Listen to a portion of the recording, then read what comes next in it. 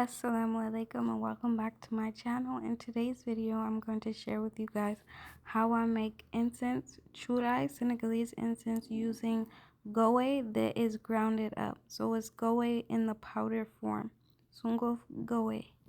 This is my pantry full of things to make incense. Right now, I'm just grabbing a few things to make this particular one. First, we're going to start off by making the caramel. So this is a 1/4 cup of sugar. You're going to melt that down on low heat, then add half a lime, mix it, and then I added some rose water. You don't have to. You can add a little bit of water, and then I just let that simmer.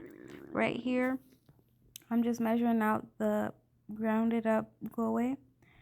This is the cup that I'm going to store it in, so I just put the amount of powder in there that I want to store in that container.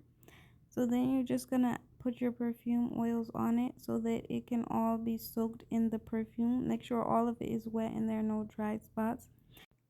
You don't want it to be too wet. Unfortunately, I made mine soaking wet, but you know, that's okay.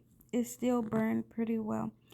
After adding all of your non-alcoholic perfumes, then you're gonna add the oil perfumes, and those are the two that you see, the green and the purple.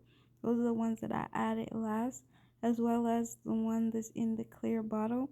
That one I got from Senegal. If you want to know where I got all of these ingredients, just look at my previous video. I talk about all of the ingredients and where I got them from. Then I added the sugar, mix everything together. That's the caramel. Mix everything together, and then I put it in a container. This container was way too small. I had to transfer it into something bigger, but it was ready to use. I burned some of it on charcoal and an electric burner, but you should allow it to sit for a while before using it because the longer incense sits, the better it smells.